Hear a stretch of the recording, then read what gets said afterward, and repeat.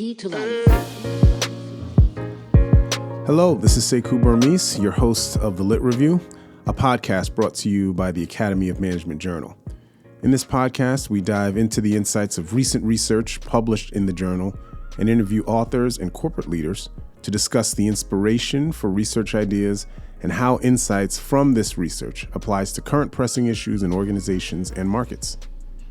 In this episode, the final for season 2, I speak with Burt, who holds 2 academic positions. He is the Charles M. Harper Leadership Professor of Sociology and Strategy at the University of Chicago, and he is a distinguished professor at Bocconi University in Milan. In our conversation today, we talk about a recent paper that Ron published in AMJ with co-author Wang about bridge supervision in organizations, which occurs when a manager and their boss do not share any strong, similar social connections. As you can imagine, as organizations have become more distributed, the chances increase for someone having a boss that is disconnected from their own social network. In this paper, Ron and his authors explore the extent to which bridge supervision can impact behavior and performance. We also discuss some of Ron's long-term concerns about remote work, as well as his sabbatical as an executive at Raytheon, and how that time informed his research, including the best way to fail in an organization. I hope that you enjoy this episode of The Lit Review and my discussion with Burt.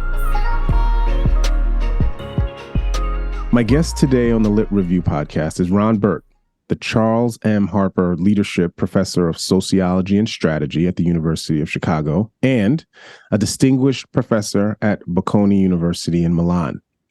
His research investigates the ways that social networks create competitive advantage in careers, organizations, and markets. Professor Burt has written many articles and books that have become foundational to theory and research on social networks in organizational theory, economic sociology, and strategic management. For this work, he has received various prestigious awards and distinctions, including being elected to the Fellows of the Academy of Management in 2016. Hello, Ron, and welcome to the Lit Review podcast. How are you, Sekou? It's good to be here, and thank you for running it. All right, it's my pleasure. I will have to make sure I say Ron and not Professor Burt. I sat in on your doctoral seminar many, many years ago. And so if I slip back into the Professor Burt, forgive it. This is when I was at Kellogg. I was one of those people that were driving down in the snow to sit in on your doctoral seminar. All right. So I'd like to start by discussing a recent AMJ paper that you have with Wang that looks at this concept of bridge supervision in organizations and how it impacts manager behavior and performance. So before we get into the paper, I did want to ask, what got you interested in this topic of bridge supervision in organizations? For the first half of my academic career, I was just in sociology and taught at Berkeley and Columbia in sociology, and went through the usual classic works there, one of which is a study of marriages by Elizabeth Bott in the 1950s. And what she found, very briefly, is that in some marriages, the man does stereotypical male things and the woman does stereotypical female things. For example, the woman does the cooking, the woman cleans the house, raises kids, the man brings in money, the man makes major financial decisions, these kinds of things. Mm-hmm. And what she found was that she couldn't explain that with class. She couldn't explain it with education. She couldn't explain it with income. But she could explain it with the surrounding network. That when a man hung out primarily with male friends with whom he'd grown up in the neighborhood, there was this playing his role in the marriage to that outside group. The wife played to her neighbors and the mom. Yeah. Mm-hmm. And so Elizabeth said, men have mates and women have mom. Yeah. Mm-hmm. And it played out well. It's 1950s rigor. So, mm-hmm. it's written with big crayons. Mm-hmm. But the imagery absolutely makes sense. And you hear it in a lot of places. And so for some time, after I went into consulting, I was looking for where would this play out in business. And I thought of a variety of things, country managers, where they answer to another group in a different country, or project managers who, in essence, are like little CEOs, and then they answer up to another group that's completely separate. Both of those make sense, but they're specialized data and would be difficult to do. You could do a one-off study, but not something that could turn into a meat and potatoes, ka-chunk kind of study. So I looked at managers from the consulting because I'd see that same sort of stereotyping. For example, when you have a manager and a boss, and the manager is largely in a group that's separate from the boss. Sometimes they call them bungee bosses. They just sort of drop in and get pulled out. Some of the characteristics that Bott described would be apparent. For example, the boss didn't get privacy in the conversations. The manager felt, well, he's an outsider, and what he said to me, I could talk with my colleagues about, even if he said, don't talk about this with anyone.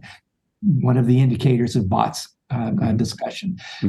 There was this sense of two gene pools. The boss had boss things to worry about. I had my things to worry about. He's not really human the way my people are. He's a different kind of person. All these things were exactly that. So I figured, well, let's see how it works. I first wrote a paper in 1998, and it worked perfectly well there, but it wasn't colorful. Then I wrote another paper with a different company in 2017, and it was better, but it was finance, and it was too specialized. So then I thought, well, I've got these fantastic data that did well with the AJS paper in 2004 on ideas and structural holes. Said lots of people know that paper. Let's see if it works there. And that it's an incredible, Sekou. I wrote this thing in 2 weeks because I'd already done it, a couple times before. And sent it in, and on the first submission, this is a great paper.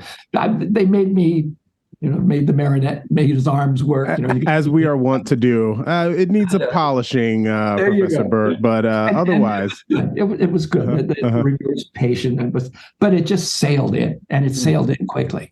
So I was delighted with it. And, the things worked out well with it. Well, that's great. Okay. I mean, I always like to ask the question about how research gets, where that seed kind of comes from. And oftentimes we read classics in order to be inspired. And so this sounds like an example of you reading a classic and seeing a dynamic and then comporting it to kind of your area, and with maybe finer grained pencils than were used back then. But let me just a minor edit to that. The classic, it's true what you just said, but the classic was a handful of marriages. It just would never come up. One of the appeals was something bizarre. Life on an asteroid has implications for life on Earth. I liked that sort of brokerage between two very different ways of thinking. Got it. Understood. All right. So we've talked a little bit about it, but I always like to ask, what do you think are the key findings in the paper that you hope that the readers kind of take away from it? The one that's come up, but there's two layers. The first layer is sort of the summary one. This bridge supervision means that the manager's in one social world, the boss is in another social world, and supervision's being exercised across that structural hole between the two worlds.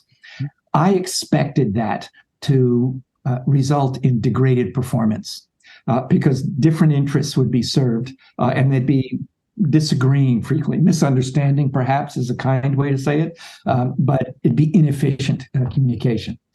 I was surprised that it turns out it has nothing to do with performance and everything to do with style.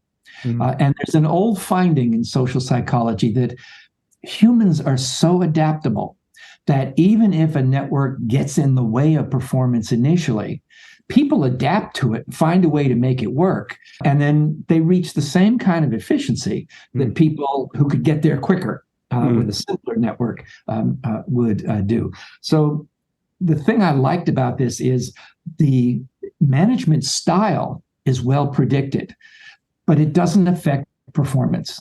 And I didn't expect that when I thought performance would be eroded. And do you think this is, I like the idea of this adaptability, right? That people adapt around some kind of network constraints. So, you study competitive advantage. Yeah. You study competitive advantage. And, a lot of your work is cited because it's, certain structures are more advantageous than others. But it sounded a little bit like you think that there's not a fleeting nature, but over time people adapt around these advantages. And so is that kind of the way you see advantage take place from a network perspective? I think there's two elements to it. It's a interesting and wise observation, Sekou. The two bits are the bridge supervision doesn't affect performance when I hold constant your network. So your network is driving cash, evaluations, that kind of thing, which has been established over a lot of different studies. It's just in addition, there's nothing. And that's consistent with a earlier theme in the Neighbor Networks book, where the network around your neighbors doesn't matter. It's your network, which means networks aren't valuable for getting information. They're valuable for processing information. It's your ability to process diverse information, make analogies, use metaphors to communicate to people who don't understand one another. That skill is what is the target that gets the high salaries, the perception of leadership, the quick promotions. Got it. All right. Understood. All right. You said there was a second takeaway to the paper or second layer. Yeah, the second layer is more of interest to network people. And it is when you look at the dyad of manager and boss, you've got three kinds of contacts in there. One is the boss's exclusive contacts. Another is the manager's exclusive contacts, and then contacts they hold in common. The leap of faith in the AMJ paper was what matters is the density of connections among the manager's contacts and the lack of mutual contacts. Okay. But there's actually 6 variables there. What about the boss's exclusive contacts? Are there lots of them or few of them? How connected are they? Yeah. The mutuals, how connected are they with one another? So there was this leap of these are the things that matter a lot. Just write the paper. In a replication paper that I'm writing with Diego Janis here at Bocconi, we get the same results, but we explicitly test all these options. And it turns out the things deleted in the AMJ paper were exactly right, that it's just those two things, the lack of mutuals and the manager's got a little constituency of interconnected people, his guys, which makes but there's a lot of other options. So it's just clean. Yeah. No, that's great. And that you've run a replication on your own paper with another author just to tease it out a bit. With my own data. What I wanted to show is that this is a generic. And in many of the papers, my sense is this came up in a conference where someone said, well, why did you do X? And I said, because I want a network variable that always works. And so I can break it down to its components, and sometimes A matters, sometimes B matters, but A, B, C put together always works. You can disaggregate later. First of all, I want an effect. And that replication, I think, has been really useful for the structural story. Here, I wanted a generic where I can you wheel this out, it's going to work.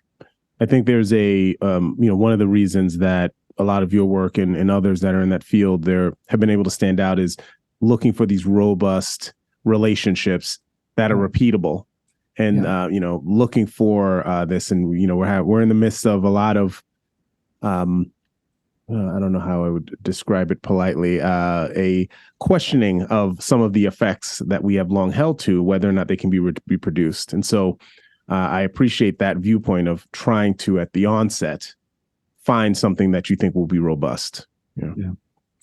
All right. So talk about the key findings. Anything surprising? I feel like you might have partially answered this before, but any additional surprising outcomes from the paper?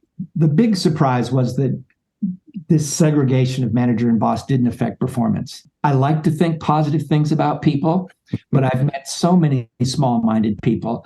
If someone doesn't have much contact with an outsider, it's easy to discount them.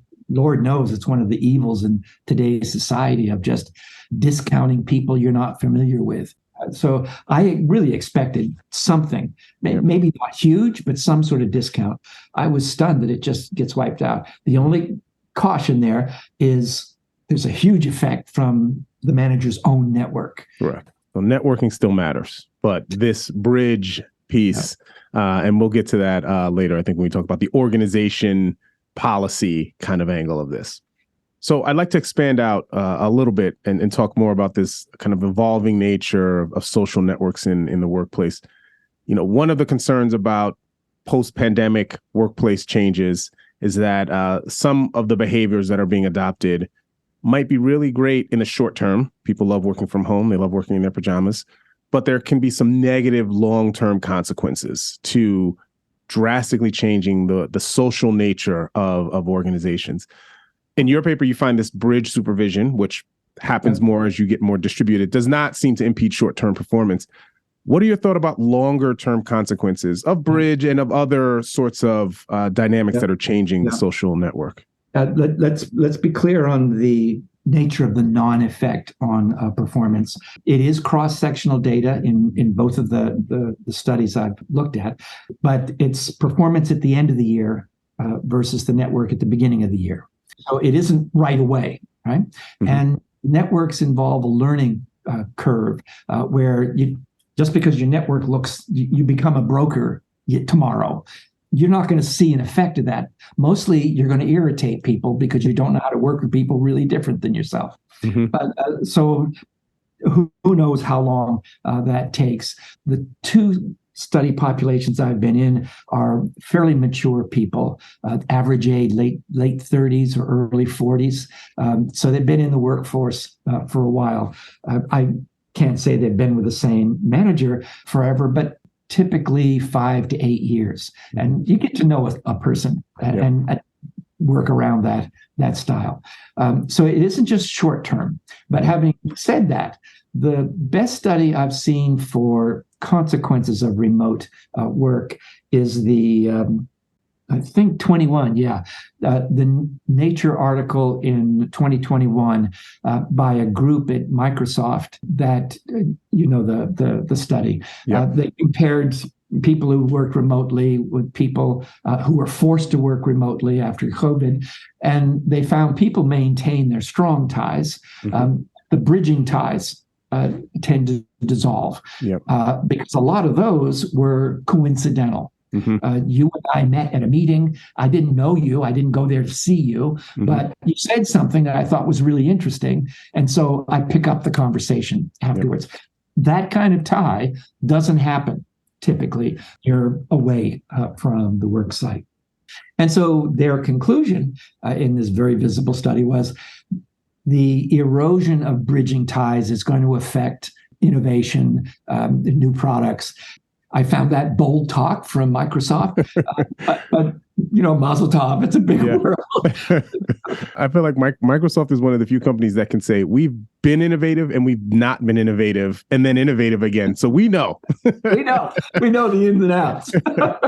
Good for you. Yeah.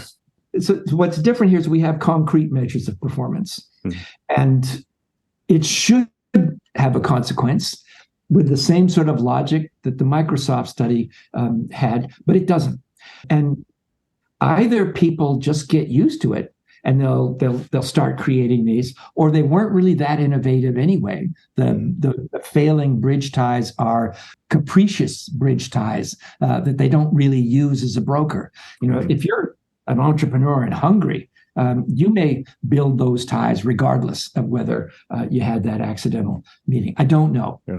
But I am sanguine about the remote work. Now, let's back off from that and say, okay, well, let's suppose this becomes the way it is. There's a a fly in the ointment that no one's talked about. And that is being a broker is associated with high promotion, high odds of promotion, higher than peer compensation, more credit for being innovative, just pretty much however you measure performance, brokers do better. Mm-hmm. But a person who stays a broker through time gets no benefit from it. You have to oscillate in and out of a closed network.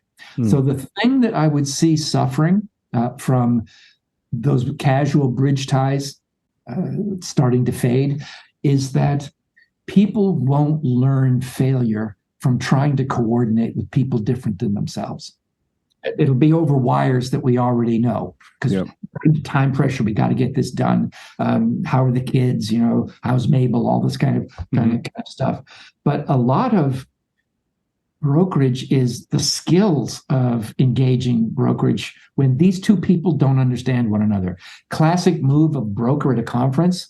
I think you two guys are talking past one another. He's saying this, you're saying that. That's the same thing. Well, why didn't he say so? It's a lovely move. Yeah. That's less likely to happen. And so this oscillation may become a problem where people become more rigidly or more stylistic. I'm always in a closed network, or I'm always a broker. We're speculating, but it's an interesting situation. No, that's good. I had not thought of that. I guess my biggest thing has always been about the value of social relationships at work, like non-instrumental relationships. At the onset, they seem non-instrumental, and then later they have it.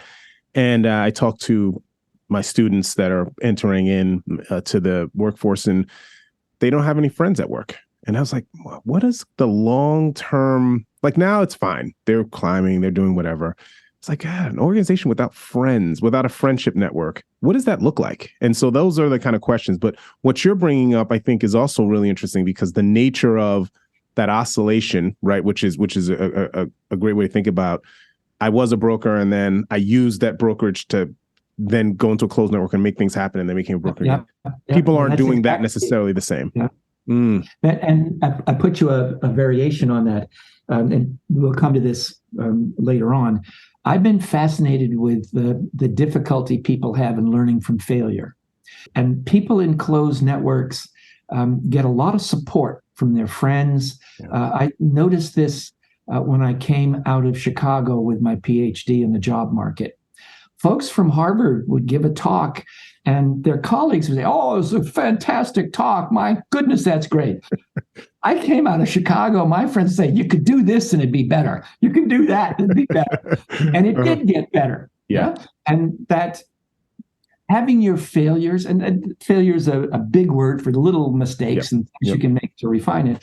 But having that hidden from you, or being given socially justified rationales by people inside a circle of supporters will make you stupid. And so now comes the issue, exactly along the line. Let's say you have a handful of people you're routinely in contact with. Well, they want you to feel okay. You're getting divorced. I never did see what you saw in that person. Yeah. You know what I mean? Almost like an echo chamber, but it's not a chamber. It's actually still a brokerage network, but it's still incredible. All right. It's real interesting. All right. So aside from all the other things you've done, you did something else that's really kind of remarkable, is that in the midst of your academic career, you took a couple of years away and you worked in a corporate job as a vice president of strategic learning at Raytheon for a few years. And I'm curious, we dabble and we kind of sit in both worlds as academics in business schools, but to move back and forth, what things maybe did you see very useful as you translated them from one area to another? And it can be the academic into the corporate space, or the corporate space back into the academic space. No, it was wonderful. And I had two children going into nursery school. It was $25,000 a year tuition for each of them, and I made $60,000. So I could do that math. Yeah, sociology, it just didn't work. So I, started doing some consulting, and did pretty well. Moved the family up to Greenwich, Connecticut. Had cash around, and then a friend invited me on a couple of gigs, and a really smart guy named Don Ronke And then he was an executive VP at Raytheon. And he said, Ron, you think you're so clever about these things. Why don't you go into the real world? Let's see what you can do. Yeah.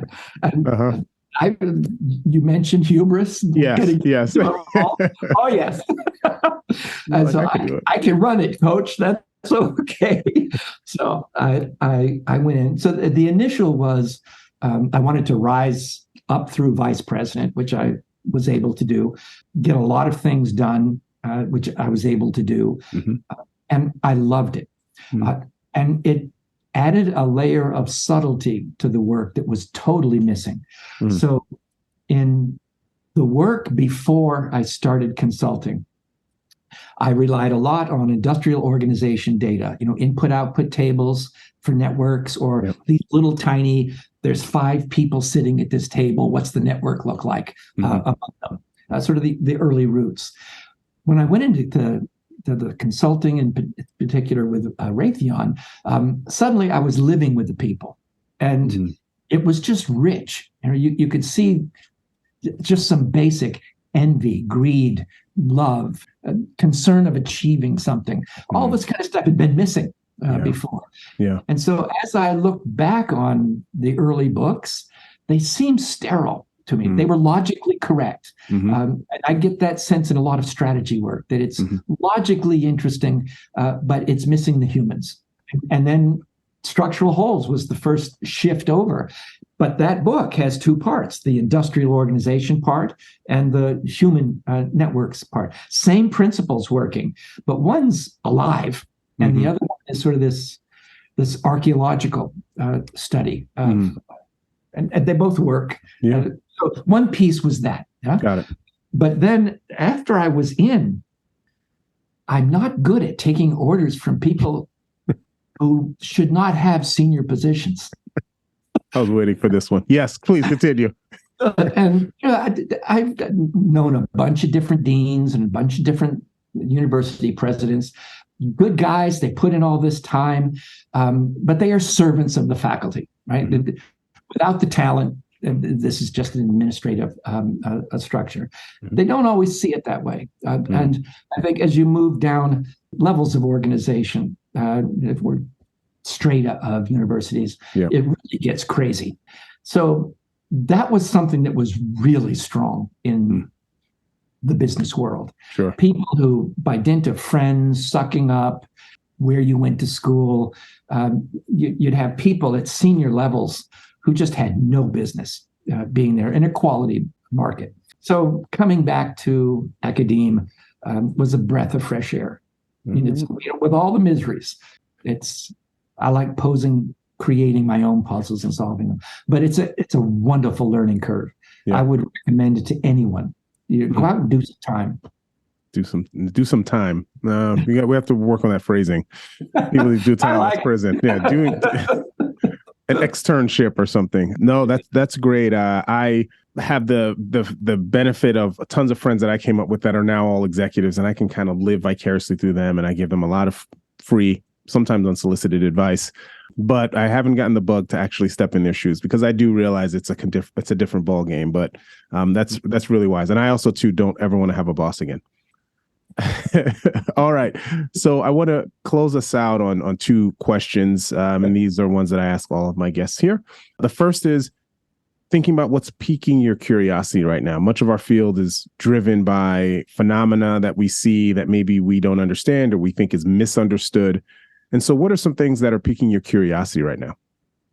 I think the strongest provocation is taking the work on networks and trust and using it to predict trust beyond the network. We don't study that in network analysis and network theory because we don't have data on it.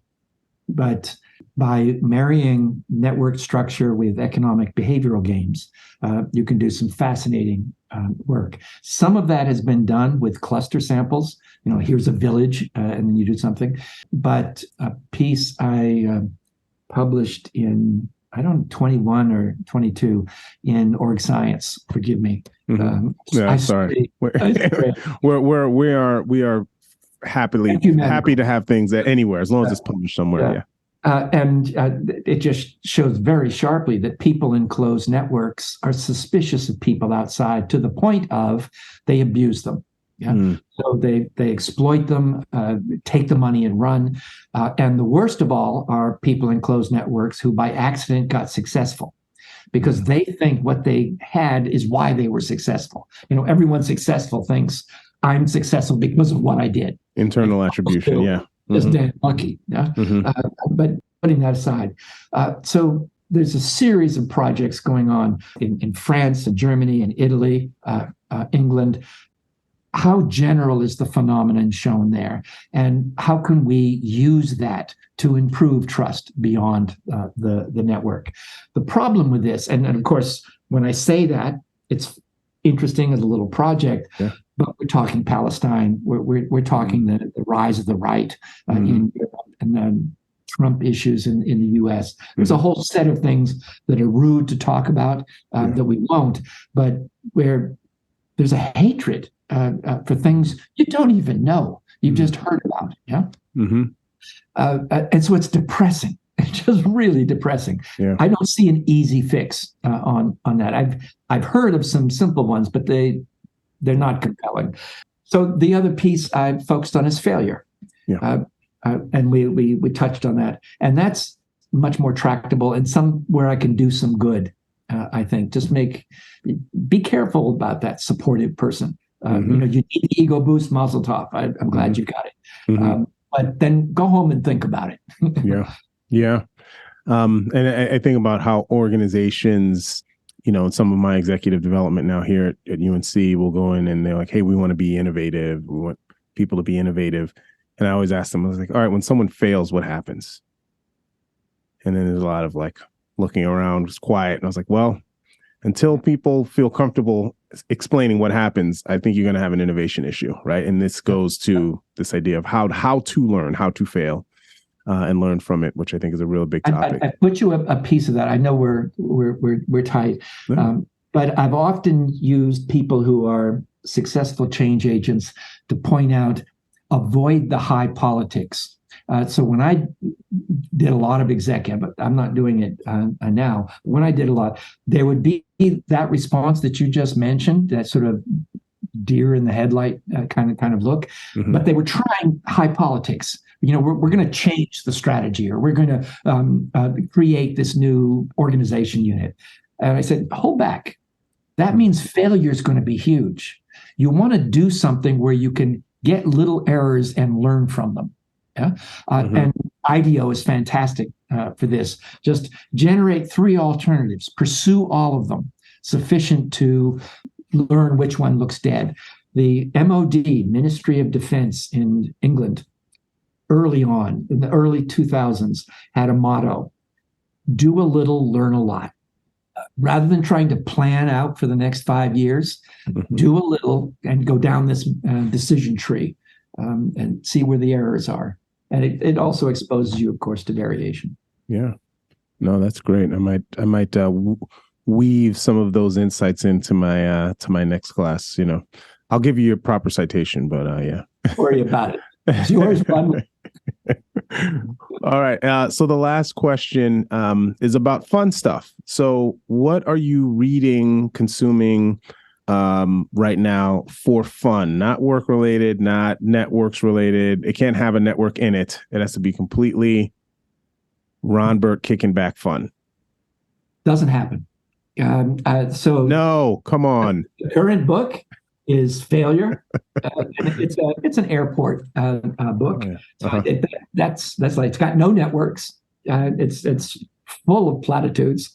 But there's these little anecdotes, and that's one of the things I picked up in business. A little story can really drive home a point that you're confident about. Yeah. So that's as light as it gets. All right. TiVo. so no young adult fantasy novels. No. I did like. Sorry, for those on the podcast. Hold on, before those on the podcast, I've been sitting with Ron Burt here. His background is 1,000 books, like literally 1,000,000 books behind him. I've never seen a bookcase. And he was turning around. He pulls out one. What is this book you're pulling out? Called Loser Think. Loser Think. By Scott Adams. Yep, okay. Yeah. Gilbert. That's a fun one. Oh, it's wonderful. But there again, it's on some of my teaching slides because it's people living in closed networks who can't see alternatives. All right. Well, I'll leave it back. He is a cartoonist, so I will consider that fun reading. Done. We did it. All right. Yeah.